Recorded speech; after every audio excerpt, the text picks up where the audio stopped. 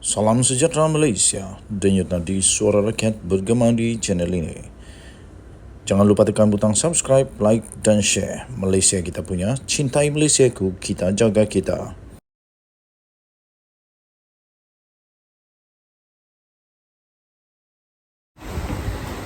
Salam sejahtera Malaysia, denyut nadi suara rakyat bergema di channel ini. Sanusi, nama yang memang tak perlu diperkenalkan lagi di negara Malaysia, terutamanya dalam dunia politik. Semua orang tahu siapa Sanusi, Menteri Besar Kedah, dan sekarang ini Menteri Besar ini pun ada masalah dengan Pulau Pinang. Tapi biasalah kan, biasa. Itu kerana dia ingin mempertahankan haknya, dikatakan sebagai hak. Walaupun begitu, ada satu berita terbaru, disahkan Bukit Aman akan mengambil keterangan Sanusi pada hari ini. Buat pertama kalinya, akhirnya Sanusi dipanggil oleh polis di Raja Malaysia di Bukit Aman. Wah, ini memang kes besar nih kalau begini.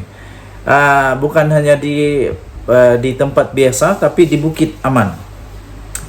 Bukit Aman ambil keterangan Sanusi pada hari ini. Polis dijadwalkan akan bertemu dengan Muhammad Sanusi Madnor pada hari ini bagi mendapatkan keterangan Menteri Besar Kedah itu berhubung isu Pulau Pinang. Isu Pulau Pinang yang dibangkitkannya baru-baru ini.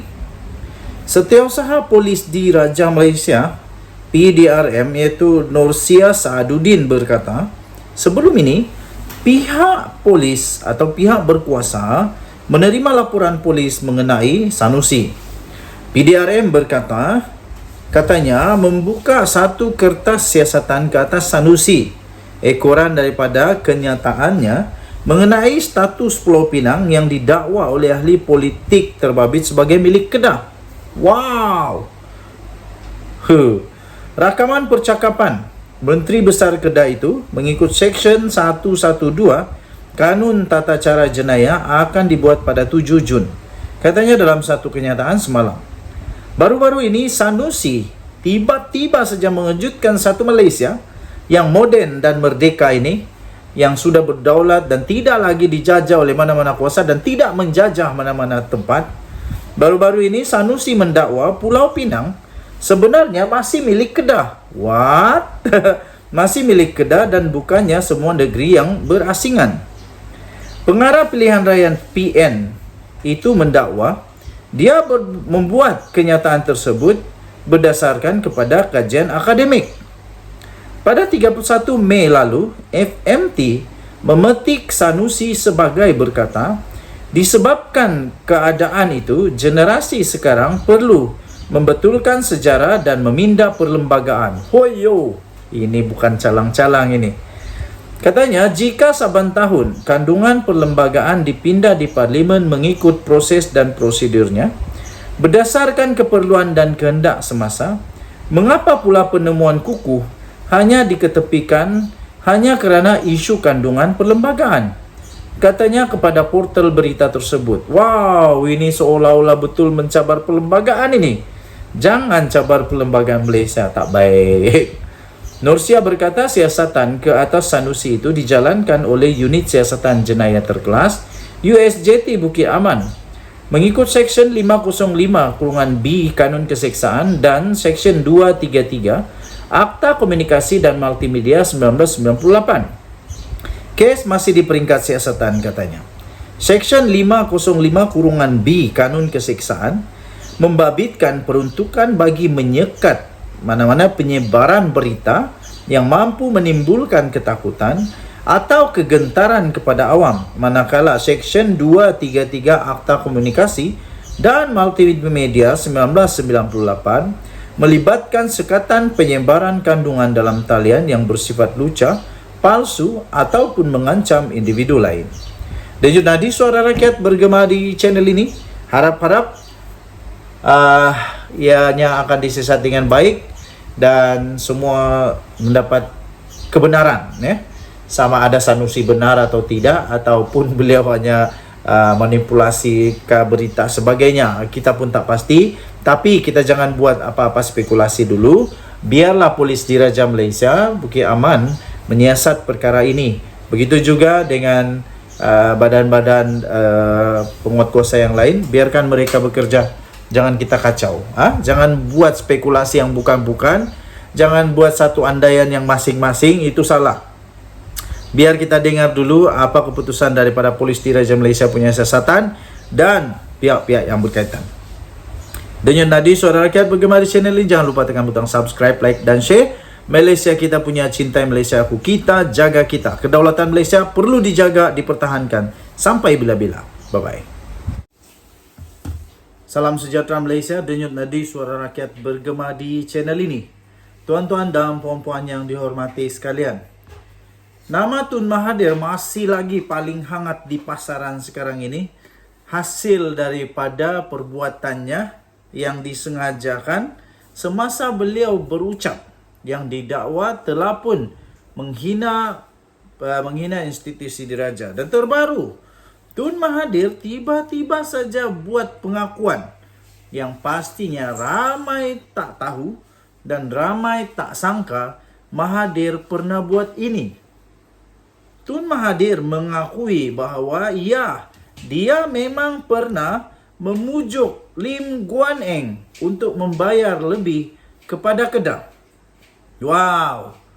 Baru sekarang Tun Mahathir mengakui bahawa dia pernah memujuk Lim Guan Eng supaya membayar lebih kepada Kedah.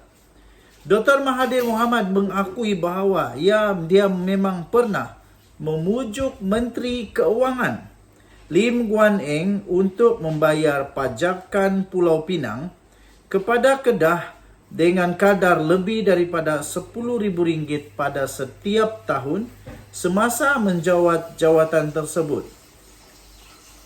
Selama ini tak mengaku, tak pernah buat pengakuan, tak pernah beritahu perkara ini. Sekarang tiba-tiba baru nak mengaku. Kenapa? Nak dekat-dekat pilihan raya negeri yang juga melibatkan Pulau Pinang dan negeri Kedah. Tiba-tiba semua ini muncul. Bekas Perdana Menteri Tun Dr. Mahathir Mohamad mengakui memang pernah memujuk agar bekas Menteri Keuangan Lim Guan Eng untuk membayar pajakan Pulau Pinang kepada Kedah dengan lebih daripada RM10,000 pada setiap tahun semasa menjawat jawatan tersebut. Beliau berkata demikian selepas satu isu yang menjadi kontroversi besar di Malaysia. Kontroversi kedua-dua negeri, iaitu Kedah dan Pulau Pinang, telah ditimbulkan oleh Menteri Besar Kedah, Datuk Seri Muhammad Sanusi Madno. Kalau Sanusi tak timbulkan perkara ini, Mahathir tak mengaku. Tapi setelah ditimbulkan, terpaksa dan tak ada cara, Mahathir tetap mengaku. Bagusnya dia mengaku jugalah. Sekurang-kurangnya dia mengaku dia pernah melakukan itu. Jangan pula tak mengaku, nanti kantoi lagi teruk. Katanya, saya tidak ingin mahu terlibat dengan kontroversi ini. Tetapi saya berpendapat dakwaan Muhammad Sanusi adalah tidak tepat kerana memberi pandangan berdasarkan sejarah yang lampau, kata Mahathir. Tambah Mahathir lagi, dari segi sejarah, Sultan Kedah pada ketika itu telah pun bersetuju untuk menyerahkan Pulau Pinang dengan pembayaran $6,000 Sepanyol setahun. Kemudian ditambah dengan jalur tanah besar bertentangan seberang perai yang bernilai pajakan $4,000 Sepanyol setahun. Kata Mahathir lagi, saya tidak akan berkata apa-apa yang terjadi tentang apa yang terjadi kepada dua negeri ini kecuali mengakui bahawa saya telah memujuk Lim Guan Eng semasa beliau menjawat Menteri Keuangan untuk memberi RM10,000 lebih kepada Kedah setiap tahun. Katanya dalam satu hantaran di Facebook pada Selasa. Tambahnya lagi, penyerahan kepada British itu diikat dengan perjanjian mempertahankan Kedah daripada ancaman luar. Bagaimanapun umum mengetahui British mengungkiri perjanjian itu. Muhammad Sanusi mendakwa Kedah dan Pulau Pinang tidak ada sempadan kerana Pulau Pinang masih hak Kedah. Beliau berkata Kedah hanya mempunyai sempadan dengan Perak dan Perlis. Denyut nadi suara rakyat bergema di channel ini. Bye-bye.